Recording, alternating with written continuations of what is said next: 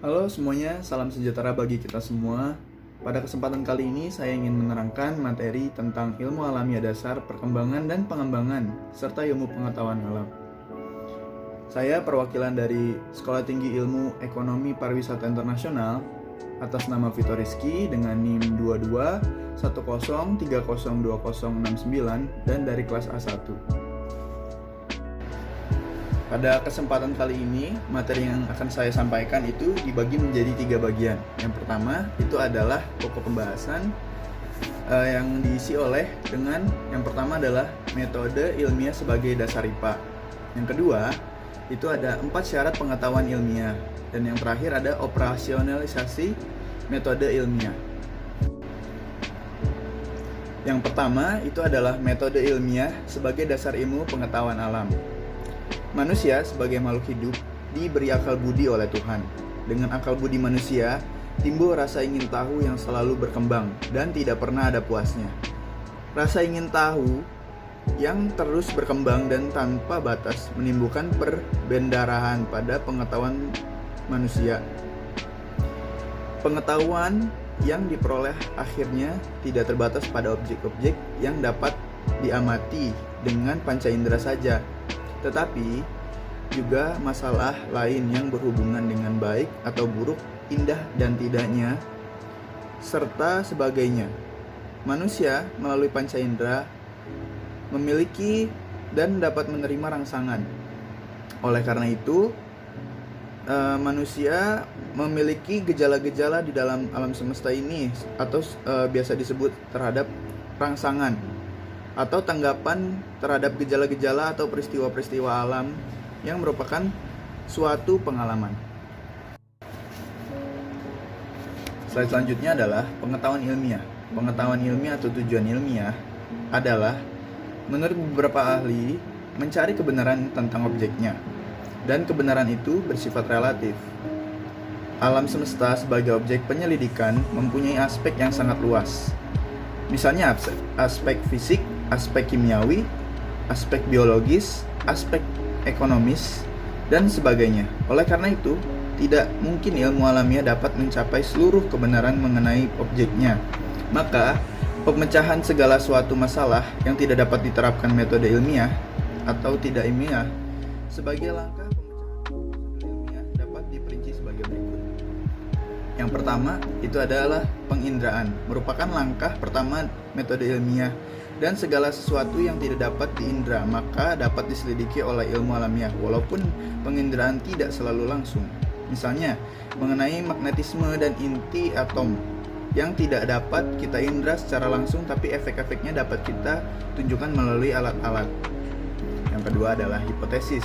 Hipotesis atau pertanyaan yang tepat akan melahirkan suatu jawaban tersebut bersifat sementara yang merupakan suatu dugaan dalam ilmu alamiah. Yang ketiga adalah eksperimen. Eksperimen atau percobaan merupakan langkah-langkah keempat. Pada titik ilmu alamiah dan non ilmu alamiah dapat dipisahkan secara sempurna. Sebagian besar orang mengadakan penginderaan, menyusun pertanyaan dan menduga jawaban seseorang ilmuwan tidak dapat berhenti sampai di situ saja. Dan yang terakhir adalah teori. Bukti eksperimen merupakan dasar langkah ilmiah berikutnya, yaitu teori. Apabila suatu hipotesis telah didukung oleh bukti dan data yang meyakinkan, dan bukti tersebut diperoleh dari berbagai eksperimen dan dilakukan secara di laboratorium, maka peneliti dan bukti-bukti menunjukkan hal yang dipercaya atau valid. Yang selanjutnya kita beralih ke syarat pengetahuan ilmiah. Pengetahuan ilmiah dapat disebut juga dengan istilah ilmu. Menurut De Liangji tahun 1998 bab halaman 15, merupakan serangkaian kegiatan manusia dengan pikirannya dan menggunakan berbagai tata cara sehingga menghasilkan sekumpulan pengetahuan yang teratur mengenai gejala-gejala alami, kemasyarakatan, dan perorangan.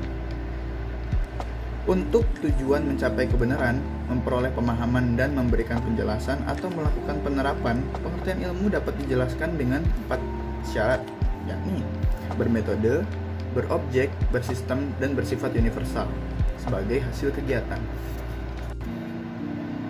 Nah, setelah kita tahu pengertian dari syarat pengetahuan ilmiah, kita membagi secara rinci 4 syarat pengetahuan ilmiah.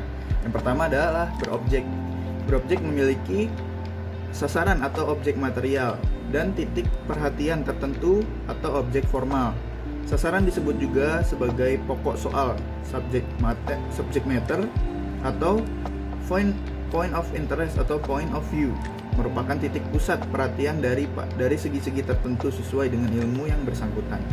Yang kedua ada bermetode. Bermetode atau mempunyai metode berarti mewakili seperangkat pendekatan sesuai dengan aturan-aturan yang secara logis. Metode merupakan cara bertindak menurut aturan tertentu. Dan yang ketiga ada bersistem. Bersistem atau bersifat sistematis bermakna memiliki kebualan atau keutuhan. Bagian-bagian harus merupakan satu kesatuan yang saling berhubungan dan tidak berkontradiksi sehingga membentuk kesatuan. Dan yang terakhir bersifat universal. Bersifat universal di sini atau dapat dikatakan sebagai bersifat objektif dalam arti bahwa penelusuran kebenaran tidak didasarkan dengan alasan rasa senang atau tidak senang, setuju atau tidak setuju, melainkan karena bukti yang dapat diterima oleh akal. Jadi kebenaran bersifat universal, tidak dibatasi oleh waktu, ruang, keadilan, kondisi maupun jumlah tertentu.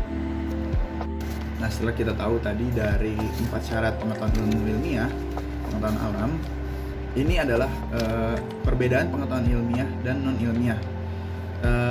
Kita mulai dari pengetahuan ilmiah. Pengetahuan ilmiah memiliki beberapa sifat. Ini yang pertama adalah rangkaian pengamatan yang sambung menyambung, berakumulasi dan melahirkan teori-teori yang mampu menjelaskan dan meramalkan fenomena-fenomena.